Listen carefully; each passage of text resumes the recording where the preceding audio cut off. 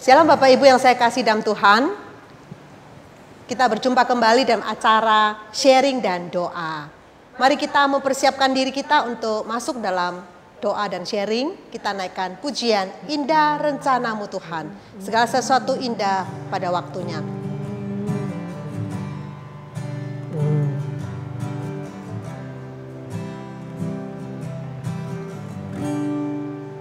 Indah rencanamu Tuhan di dalam hidupku, walau ku tak tahu dan ku tak mengerti semua jalanmu. Dulu ku tak tahu Tuhan, berat ku rasakan, hati menderita dan ku tak berdaya menghadapi semua. Tapi ku mengerti sekarang, Kau tolong padaku. Kini ku melihat dan ku merasakan indah rencanamu. Tapi ku mengerti sekarang, Kau tolong padaku. Kini ku melihat dan ku merasakan indah rencanamu. Mari kita berdoa. Tuhan, kami bersyukur segala sesuatu yang terjadi dalam hidup kami adalah dalam rencana dan kehendak Tuhan. Biar kami selalu melihat akan rencana Tuhan yang terindah dalam hidup kami, bahwa segala sesuatu indah pada waktunya. Terima kasih Bapak, kami bersyukur untuk OPM yang boleh berjalan sampai hari ini, semua karena anugerah Tuhan. Kami menyerahkan untuk serangkaian acara ini dari awal sampai akhir ke dalam tangan Tuhan. Yang sebentar lagi kami akan mendengar sharing dan juga mendengar firman Tuhan serta pokok doa, semuanya membawa kami lebih dekat dengan Tuhan, lebih mengerti akan kehendak Tuhan dalam hidup kami. Terima kasih Bapa. Inilah doa dan permohonan kami, di dalam nama Yesus kami berdoa. Amin. Bapak Ibu, yang lalu kita sudah mendengar sharing dari penginjil Agustinus mengenai bagaimana Tuhan memimpin dalam menjalani kesulitan demi kesulitan. Kali ini juga tidak lupa kita akan menyaksikan seorang hamba Tuhan yang mengalami lebih sulit daripada yang lalu. Siapakah dia? Inilah dia. Halo Pak Obed. Salam Termina. Silakan memperkenalkan dirimu. Baik, salam jemaat sekalian. Ya, perkenalkan, saya Obed Sudirman. Ya, Tuhan anugerahkan istri Ernat Harefa, dan Tuhan juga anugerahkan 2 anak-anak. Ya, hanya selisih 1 tahun, jadi 1 tahun dapat bonus 2. Sekarang udah kelas 5 dan kelas 4, Karisto Bernat Abdiel dan Kesedia Bernat Abdiel. Ya, itu sekelumit keluarga kami. Pelayanan Tuhan percayakan saya waktu praktek tahun 2008. Nah, ditempatkan di Pos PI Puri Suryajaya, tapi waktu itu belum ada di Elion juga. Di Elion, tapi belum ada tempat pada saat itu, dan memang sudah didoakan departemen misi cukup lama, dan kemudian saya masuk. Kemudian memang tempat itu sulit untuk mendapatkan kontrak secara tetap untuk mengadakan ibadah secara terus-menerus minggu tidak diizinkan. Sampai pada satu waktu 2008 saya masuk dan kemudian memasuki semester kedua baru mendapatkan tempat. Berarti kira-kira melayani di Elion sudah berapa lama? Ya, dari 2008 1 tahun praktek, kemudian 2009 Tuhan percayakan saya dipanggil Elion untuk meneruskan pelayanan Pos Peburi sampai hari ini. Kurang lebih mungkin sekitar 13 tahun. Wow, puji Tuhan 13 tahun. Anugerah Tuhan. Yang lalu kita seluruh jemaat Elion sempat mendoakan Pak Obed. Kita sempat tegang, ingat ya, yang waktu masa-masa COVID Delta. Mungkin bagi Pak Obed tidak terbayangkan kok bisa kena Delta itu. Mungkin bisa ceritakan pengalaman-pengalamannya. Ya, terima kasih. Sebelumnya saya berterima kasih untuk semua jemaat yang mendoakan ya kami sekeluarga. Ya, hal yang tidak terduga bisa aja terjadi pada siapapun termasuk saya. Awal ketika saya mendapatkan istilahnya peristiwa itu karena memang kondisi saya secara pribadi lagi dalam keadaan drop ya.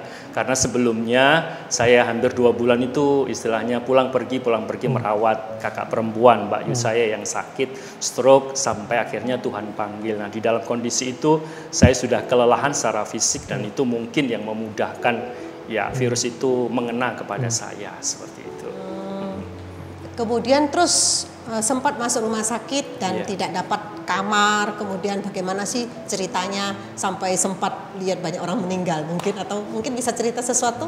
Ya, awal ketika saya mendapatkan itu saya tidak menyangka kalau saya kena. Saya awal pagi, jalan pagi, kemudian saya merasa kok badan saya kurang nyaman ya. Terus kemudian saya tunda, sorenya saya tetap, karena saya sudah punya komitmen untuk saya harus jalan pagi untuk kondisi keseimbangan sentral saraf saya yang terganggu. Nah, setelah saya pulang kok saya yang greges, kemudian besoknya batuk, saya periksakan ke dokter, dokter juga nggak berikan peringatan apa-apa. Nah, setelah itu saya melihat kok anak saya mengalami hal yang sama seperti saya, batuk, demam, semua termasuk istri saya. Akhirnya kami sepakat untuk setelah 4 hari lewat itu saya periksa ke salah satu dokter yang lain di lingkungan klaster itu, dan ternyata ya setelah saya tes antigen aja sudah semua kena positif seperti itu, sekeluarga.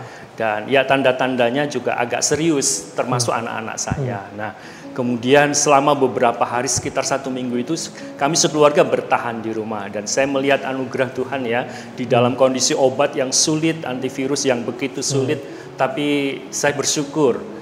Kami sekeluarga bersyukur Satgas yang bahu-membahu dari Pregolan, dari satelit selalu memperhatikan kami. Obat yang sulit untuk didapatkan itu akhirnya pun antivirus kami dapatkan. Nah, cuman secara pribadi kondisi saya terlalu lelah karena tidak bisa tidur malam karena tergangguan saraf saya dan juga tensi saya cukup tinggi pada saat itu, dan saya sudah mulai ya pneumonia saya mulai lumayan, dan itu mengakibatkan kondisi saya sesak seperti itu. Nah, kondisi itu yang membuat saya sudah lelah. Minggu setelah saya ibadah, saya turun ke tempat ruangan ibadah, saya berdoa di situ, dan maaf, saya tumpah-tumpah, kondisi saya sudah vertigo, saya kambuh, saya tidak bisa naik, saya jalan istilahnya sudah nggak bisa merangkak pun, saya menunggu beberapa saat, kemudian saya tumpah lagi, dan saya tidak bisa mencari pertolongan karena juga istri dan anak-anak di atas di pastori. Nah, kondisi itu saya hanya menyerahkan diri pada Tuhan, kemudian saya merangkak naik ke atas, dan memang saturasi oksigen saya semakin ya melemah ya, agak menurun. Kemudian kondisi fisik saya juga sangat kelelahan seperti itu. Nah, kemudian kami secara pribadi saya berdoa, Tuhan kalau Engkau izinkan saya harus bisa masuk ke rumah sakit. Karena saya sudah lihat istri saya selama 1 minggu itu kan 2 anak saya mengalami hal yang sama. Gangguannya juga agak lumayan, jadi sempat yang kecil itu tumpah, baunya sudah enggak, kemudian mual, kondisi-kondisi yang ya tanda-tanda COVID yang seperti itu. Nah, istri saya juga harus bangun untuk melihat saya, kemudian membantu saya pernafasan untuk air panas dengan minyak kayu putih itu supaya saya bisa lega. Nah, seperti itu sampai pada keputusan akhirnya saya mendapatkan dukungan oksigen ya dari satelit, kemudian juga dari klaster kami. Akhirnya setelah saya dapatkan dan konsultasi dengan Satgas COVID di Elion, dan memang sebaiknya saya harus masuk rumah sakit seperti itu. Bapak Obed tadi dari cerita waktu sakit itu masih sempat pelayanan itu berarti? Kondisi setelah saya waktu itu kan persiapan itu semua sudah prepare seperti itu, tapi kemudian ketika saya kena COVID kami mengumumkan, jadi ibadah itu langsung di close, tutup. Oh, jadi itu ceritanya itu lagi mengumumkan? Enggak, jadi sebelum peristiwa itu Jadi kita kan sudah semua jemaat-jemaat ya sudah latihan semua untuk persiapan prepare ibadah. Nah, saya umumkan waktu itu Kamis, jadi saya mengumumkannya pada waktu ketika saya dapatkan hasil antigennya itu hari Sabtu, seperti itu. Jadi setelah mengumumkan langsung. Terus waktu di rumah sakit itu? Oh ya, jadi setelah itu kemudian ya saya akhirnya ngomong dengan istri kondisi ya. Saya bilang mama harus siap dengan semua kemungkinan. Jadi kalau orang membayangkan di rumah sakit itu sudah kondisinya pasti ya sangat menakutkan kan. Dan pada saat itu sangat sulit untuk mendapatkan rumah sakit. Tapi saya dalam hati cuman berdoa Tuhan izinkan saya keluar dari rumah. Kenapa? Karena saya sudah tahu istri saya begitu sangat lelah. Jadi saya takut kalau saya kondisi sudah sangat buruk, istri saya pun jatuh dengan kondisi yang buruk, nanti anak-anak saya bagaimana? Itu yang kami khawatirkan. Justru saya memikirkan dua anak. Saya bilang bahwa anak-anak ini milik Tuhan.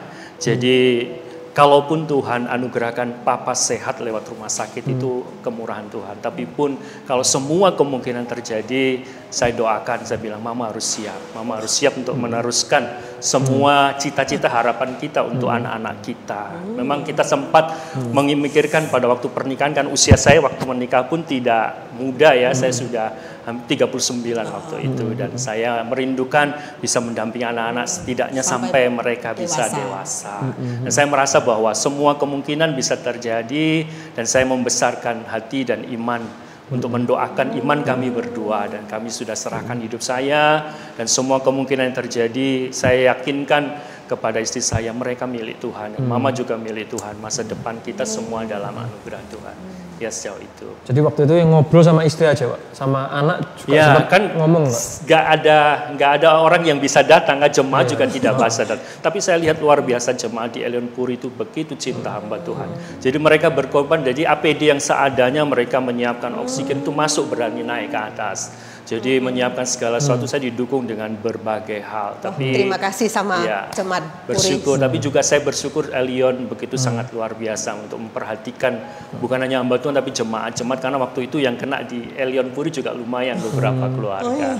Iya, dan klaster kami, klaster Athena pun sebarengan kami itu sekitar 53 orang dan itu di close. Jadi klaster itu klaster kami di close, ditutup. Jadi lockdown dan kondisi sebarengan kami yang meninggal 3 orang waktu itu satu klaster kami ya seperti itu. Nah singkat cerita ketika saya di rumah sakit, saya waktu itu dirujuk di rumah sakit Angkatan Darat karena semua rumah sakit tutup. Nah ada akses, saya diakui salah satu keluarga dari Angkatan Darat itu. Kemudian kondisi ya pneumonia saya ini sesak, saya mengkhawatirkan bagi pertimbangan yang ada di pihak sana sehingga saya harus dirujuk lagi ke rumah sakit Angkatan Laut dan saya diakui salah satu saudara. Nah ini saya lihat ini amazing karena pada waktu itu memang tidak ada akses sudah untuk semua tutup. Barengan saya itu yang maaf antri itu mobil-mobil bagus Fortuner apa itu sudah pada ditolak pada saat itu. Karena itu kondisi dan pada saat saya masuk rumah sakit pun tidak langsung mendapatkan kamar. Jadi ada ruang antara itu seperti kayak SAL UGD besar. Itu sekitar 50 pasien di situ. Nah, setiap hari saya menyaksikan orang meninggal samping kiri saya. Tapi yang membuat saya Tuhan anugerahkan juga kekuatan untuk melihat. Kegentaran ada, tapi saya cuma mengatakan Tuhan Engkau tahu yang terbaik untuk hidup saya. Jadi saya sudah dapatkan, yang penting saya dapatkan oksigen yang full, jadi oksigen yang tertutup itu. Supaya saya bisa bernafas dengan baik. Saya pun selama 1 minggu di rumah sakit nggak bisa tidur, jadi tidurnya dengan kondisi duduk seperti itu. Karena kan keseimbangan saraf saya sangat luar biasa. Jadi itu yang mengakibatkan saya bergumul, makan susah, tapi saya paksa makan. Menunggu. Itu 1 minggu selama menunggu itu. Iya. Dan posisi saya duduk Bu ya. Dengan kondisi 3/4 ya saya duduk begini. Tapi Tuhan kasih kesempatan saya menghibur beberapa ibu yang ketakutan. Gitu saya bilang, ibu terus berdoa, saya dukung untuk menguatkan di dalam doa. Jadi ada ketakutan seorang ibu karena kondisi kokorbit masih bisa melayani gula yang sangat tinggi dan dia sangat ketakutan. Dia bilang hidup kita ini milik pencipta kita. Saya tidak tahu orang itu Kristen atau tidak, tapi saya dianugerahkan dorongan untuk menguatkan ibu di sebelah saya. Nah ibu saya kiri saya yang kena paru-paru juga gitu.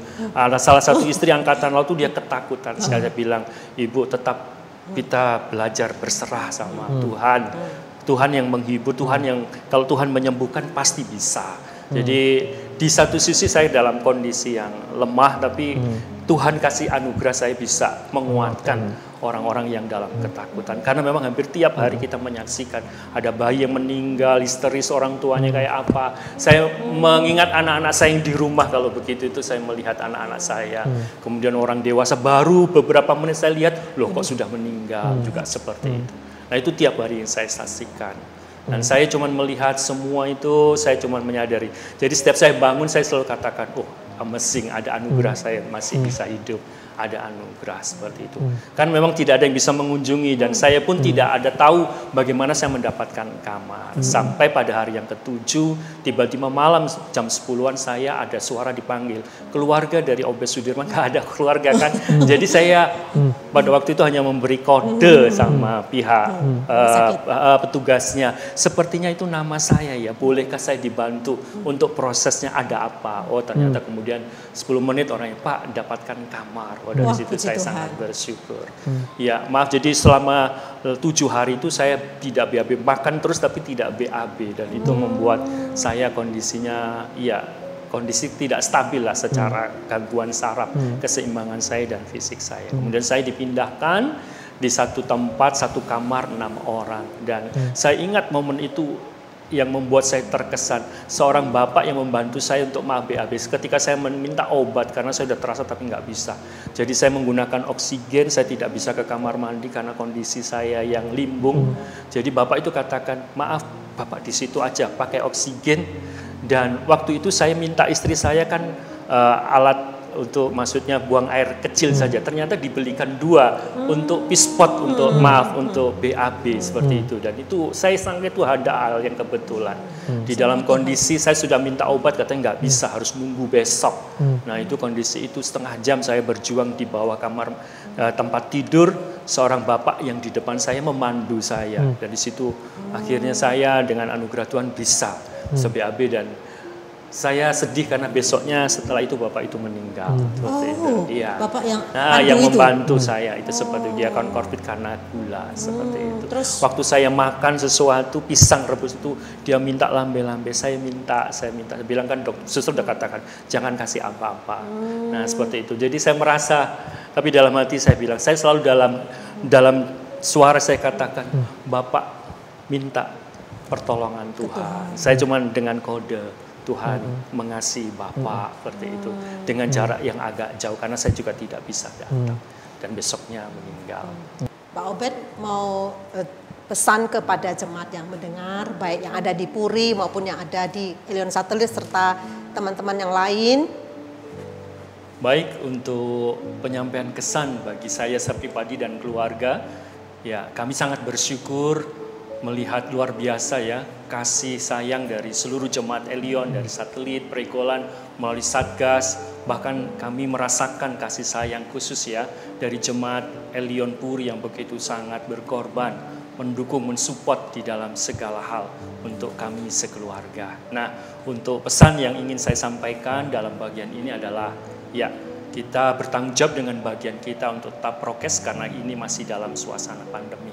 Dan yang kedua, mari kita tetap percaya bahwa ketika hal-hal buruk bisa saja terjadi karena pandemi ini masih berlangsung, dan ketika itu terjadi kita tidak boleh terlalu takut dan panik karena itu akan mengakibatkan kondisi ya secara fisik dan mental kita makin drop dan itu makin membahayakan. Jadi kita makin bergantung dengan Tuhan, tenang, dan kita mengatasi semua di dalam pimpinan Tuhan. Bagaimana dengan kematian? Ya, itu sempat menjadi pergumulan dan pengalaman saya secara pribadi.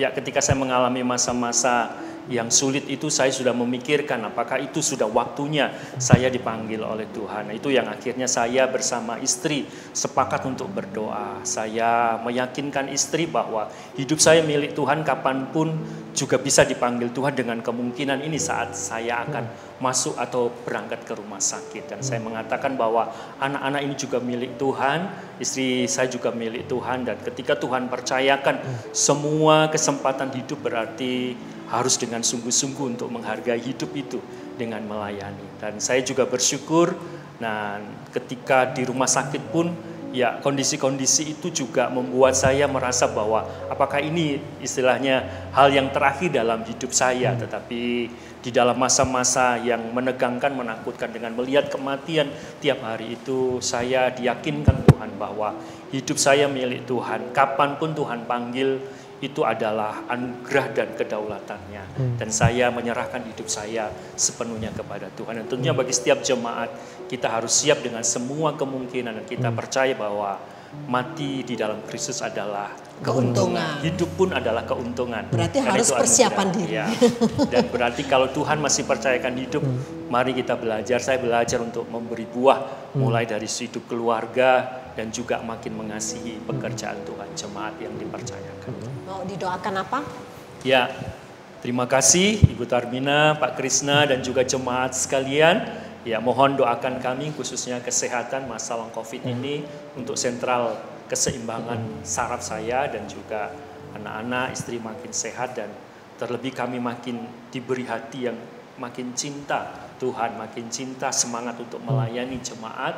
Dan yang ketiga, doakan untuk jemaat di Elion Puri, pos ini makin dewasa secara rohani dan dewasa nantinya menjadi gereja. Ya, satu kesaksian yang sangat indah. Kita akan mendengar renungan yang akan disampaikan oleh penginjil Krisna. Ya, shalom jemaat yang dikasih Tuhan. Bersyukur kita kembali boleh mendengar sebuah kesaksian yang baik. Kiranya apa yang kita dengar sungguh boleh menguatkan setiap kita. Dan hari ini renungan yang akan saya bawakan, saya memberi tema mempersiapkan kematian. Nah, saya sangat bersyukur kalau jemaat sekalian tetap mau menonton episode kali ini. Karena mungkin pada nggak mau lihat karena judul yang udah ditampilkan ya, yaitu tentang mempersiapkan kematian. Mungkin sebuah tema yang cukup mengerikan, tetapi justru mengerikan kalau kita benar-benar tidak mempersiapkan kematian kita. Tema yang cenderung kita hindari, tetapi sangat penting dan perlu kita pikirkan untuk kita siapkan dengan baik. Karena kematian adalah masa depan setiap kita yang harus kita tata sehingga ketika kita masuk kita boleh siap. Mari saya ajak kita membaca bersama-sama dalam Filipi 1 ayat 21 sampai 24. Sebuah bagian yang sebenarnya tidak asing lagi bagi setiap kita. Mari saya bacakan untuk setiap kita, karena bagiku hidup adalah Kristus dan mati adalah keuntungan. Tetapi jika aku harus hidup di dunia ini, itu berarti bagiku bekerja memberi buah. Jadi mana yang harus aku pilih, aku tidak tahu. Aku didesak dari dua pihak, aku ingin pergi dan diam bersama-sama dengan Kristus. Itu memang jauh lebih baik, tetapi lebih perlu untuk tinggal di dunia ini karena kamu. Nah, jemaat yang dikasih Tuhan, bagian ini sebenarnya menceritakan tentang Paulus yang berada di dalam penjara. Dan dia sedang dihadapkan dengan kehidupan dan kematian. Tetapi kenyataannya dia begitu siap untuk menghadapi kematian. Kita melihat dari ayat 21 dan ayat 23 di sana dikatakan bahwa mati adalah sebuah keuntungan. Dan ayat 23 dia mengatakan, aku didesak dari dua pihak, aku ingin pergi dan diam bersama-sama dengan Kristus. Karena itu sangat baik, itu jauh lebih baik. Nah, yang menjadi pertanyaannya adalah mengapa dia begitu siap? Apa yang Paulus sudah siapkan? Nah, apa yang ia siapkan Bapak Ibu? Yaitu kehidupan itu sendiri. Kalau kita ingin mempersiapkan kematian kita, dalam kematian apa yang kita siapkan? Sebenarnya kehidupan kita lah yang harus disiapkan. Ketika kita menyiapkan hidup kita mengisi hidup kita dengan sesuatu yang bernilai kekal, maka kita sebenarnya sedang mempersiapkan kematian kita. Dan bagaimana Paulus mempersiapkan kehidupan itu? Yaitu di sana dikatakan dengan menghasilkan buah bagi Kristus, ayat 22. Inilah arti hidup bagi Kristus. Dan uniknya, padahal ia tidak kemana-mana. Ia ada di dalam penjara. Tetapi ia dapat menghasilkan buah. Bagaimana caranya? Yaitu melewat surat yang menguatkan jemaat, bahkan lewat hidupnya sendiri. Dan itu tadi juga kita boleh dengar dari penginjil Obed. Ketika dia sakit, ketika dia tidak bisa kemana-mana, dia harus di bangsal. Tetapi kehidupan dialah yang justru memberikan kekuatan bagi orang yang ada di luar rumah sakit, bagi orang yang ada di luar sana, bahkan yang ada bersama-sama dengan dia di rumah sakit. Sungguh luar biasa. Bagaimana dengan kita, Bapak Ibu? Ketika kita memikirkan antara kehidupan dan kematian, mana yang kita pilih? Paulus di sana dikatakan dia didesak, dia bingung harus hidup atau mati. Karena hidup itu baik, tetapi kalau mati itu baik, tetapi kalau aku harus hidup, itu adalah sesuatu yang perlu di sana dikatakan. Nah, bagaimana dengan kita? Kalau kita boleh memilih, mana yang kita pilih? Apakah kita ingin kematian atau kita ingin kehidupan? Dan mengapa kita memilih itu? Itu perlu untuk kita renungkan bersama-sama. Karena nyatanya banyak orang yang memilih mati, memilih kematian itu bukan karena siap, tetapi karena tidak cukup kuat menghadapi hidup. Itulah ironi dunia. Kenapa? Karena nyatanya hidup, ketika ia hidup dengan sesuka hati. Hidup yang tidak ditata. Sehingga akhirnya apa? Hidup susah. Dan ketika hidup susah, dia tidak kuat, akhirnya apa? Memilih kematian. Jadi ada orang yang memilih kematian bukan karena dia udah siap, tetapi dia tidak cukup kuat untuk menghadapi hidup.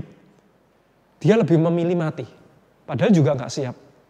Nah, bagaimana dengan kita? Kalau hari ini ada di antara jemaat yang mendengar, kalian hidup di dalam sebuah hidup yang berantakan, segera bangun dan bertobat. Dan tata kembali hidup Anda. Jangan mudah menyalahkan orang dan menyalahkan keadaan. Kita seringkali menyalahkan orang, menyalahkan keadaan. Bukan. Tetapi mari kita bangun dan kita menata hidup kita. Jangan lagi hidup sesuka hati. Jangan hidup semau kita. Tetapi mari kita menata hidup kita. Kita bangun dari tempat tidur. Kita mulai tata dari hal yang sederhana. Apa? Tempat tidur kita. Kita tata rumah kita. Itu hal yang simpel. Kalau kita ingin menata hidup kita, mulailah dengan hal yang sederhana. Dari tempat tidur, dari rumah kita, dari mungkin lemari pakaian kita. Mulai tata itu satu persatu. Mulai kita menata hidup kita dan ganti kebiasaan. Mulai bacalah firman Tuhan supaya firman Tuhan mengubahkan hidup kita. Jangan lagi hidup semau kita, tetapi mari kita hidup untuk Tuhan. Ganti tujuan hidup kita. Atau sebaliknya, bagi kita yang mungkin memilih kehidupan, kenapa kita masih memilih kehidupan? Karena mungkin kita takut menghadapi kematian. Karena kita sebenarnya sadar bahwa ketika kita hidup, kita masih hidup untuk mengejar yang salah. Itulah kenapa kita tidak siap menghadapi kematian. Kita takut ketika kematian mulai mendekat. Refleksi bagi setiap kita yang memilih kehidupan. Apa yang hari ini sedang Anda kejar? Apa yang hari ini sedang Anda cari? Bapak Ibu sekalian, selama pandemi yang lalu saya sempat berpikir. Saya berpikir begitu banyak orang yang sakit. Karena pandemi ini adalah bagi saya sesuatu yang acak, random. Yang udah jaga prokes, gak keluar-keluar bisa kena. Tetapi yang mungkin keluar, harus kerja, nggak kena. Nah, jadi sebenarnya serba acak. Dan disitulah saya merenung. Kenapa Tuhan izinkan mereka kena, tetapi Tuhan tetap kasih saya kehidupan? Kenapa ya? Dan disitulah saya harus berpikir, kenapa kok Tuhan tidak kasih saya sakit? Tetapi kenapa Tuhan masih percayakan kepada saya kehidupan? Di situ saya berpikir dan saya harus, selain bersyukur, saya harus mikir. Hidup ini harus untuk mengejar sesuatu yang lebih bernilai kekal. Kita belajar dari Raja Hizkia, Bapak Ibu. Ketika dia menghadapi sakit yang parah, dia meminta Tuhan, Tuhan kasih saya kesehatan. Tuhan sembuhkan saya.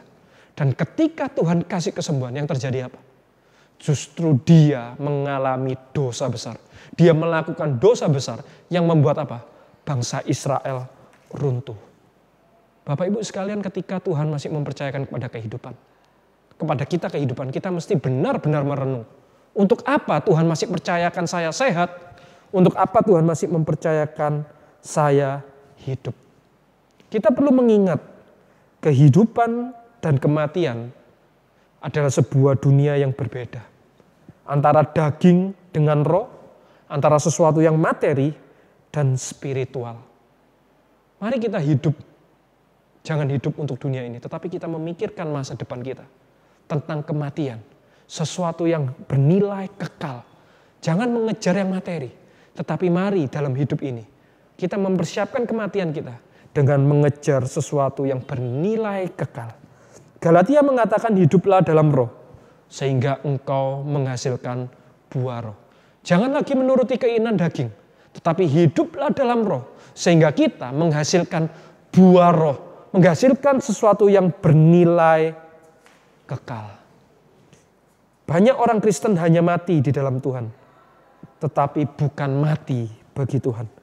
Karena sebenarnya banyak dari kita tidak pernah hidup bagi Tuhan. Kita hanya hidup di dalam Tuhan, tetapi kita tidak hidup bagi Tuhan. Mari kita naik level, mari kita bertumbuh lebih lagi. Jangan sekedar hidup di dalam Tuhan, tetapi marilah kita hidup bagi Tuhan. Maka apa yang harus kita lakukan saat ini? Bapak Ibu, mari kita memulai dengan mengubah mindset kita. Bulan yang lalu kita memperingati hari reformasi.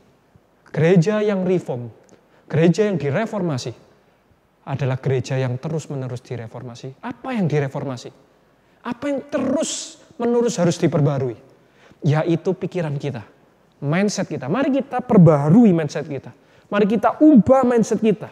Bukan tentang dunia ini, tetapi tentang kekekalan. Mari kita ubah mindset kita. Bukan tentang sesuatu yang materi, tetapi sesuatu yang lebih spiritual yang membawa kita kepada kekekalan. Ubah mindset kita.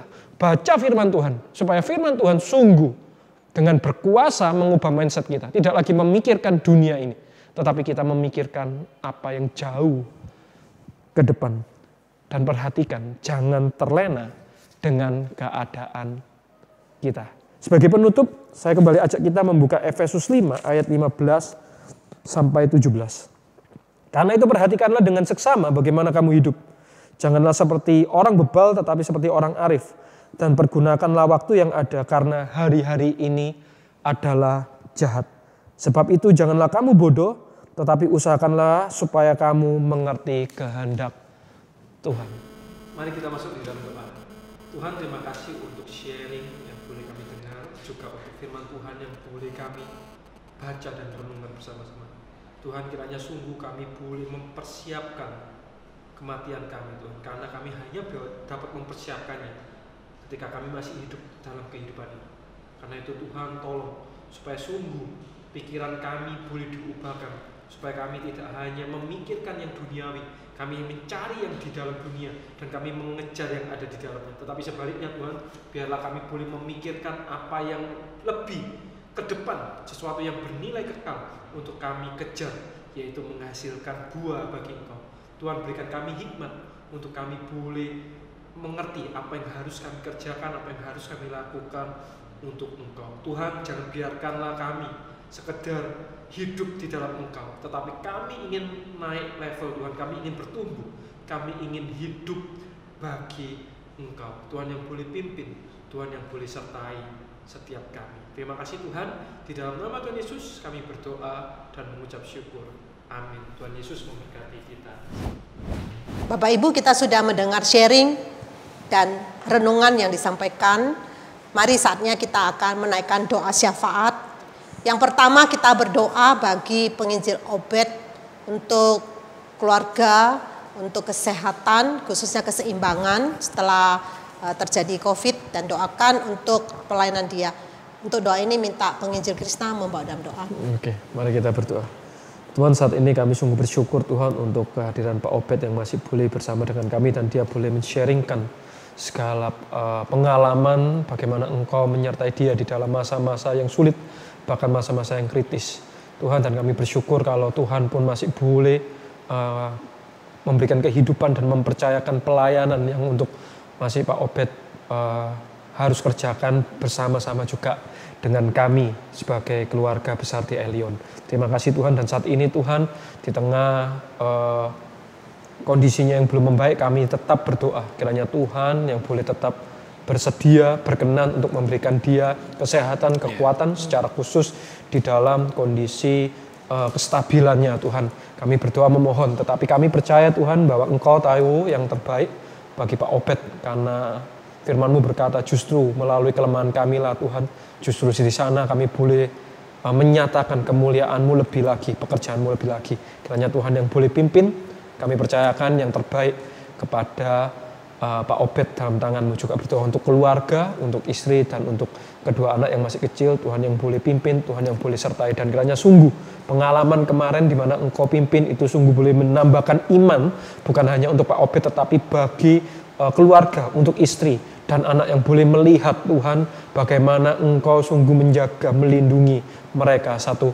keluarga. Begitu juga untuk pelayanan pun Tuhan yang boleh pimpin, Tuhan yang boleh sertai. Dan kiranya sungguh jemaat pun secara khusus, jemaat yang digembalakan oleh Pak Obed juga boleh melihat iman yang luar biasa yang boleh diteladankan oleh gembala mereka. Terima kasih Tuhan, di dalam nama Tuhan Yesus kami berdoa dan mengucap syukur.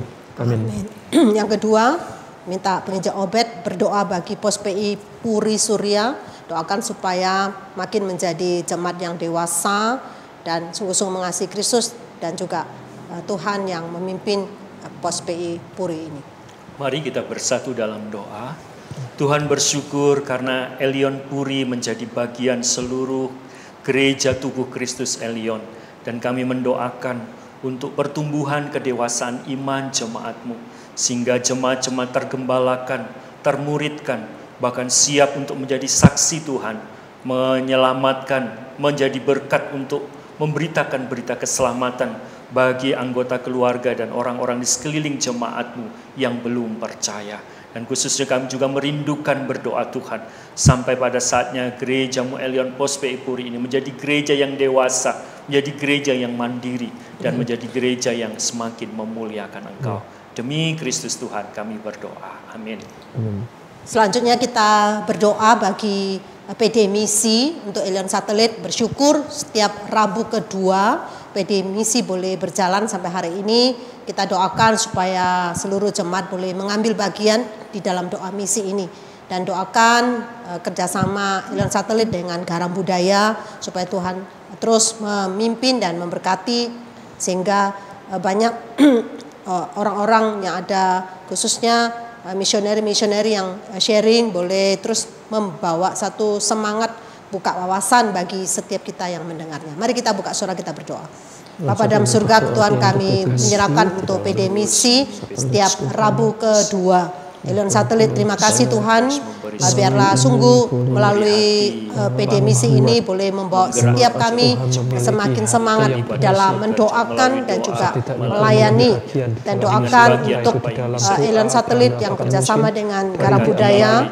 Kiranya Tuhan juga memimpin untuk misioneri-misioneri yang sharing boleh membuka wawasan bagi setiap kami. Tuhan berkati setiap misioneri-misioneri yang boleh melayani maupun jemaat yang boleh mengikuti akan PD Misi. Makasih Bapa, dalam nama Yesus kami berdoa. Amin.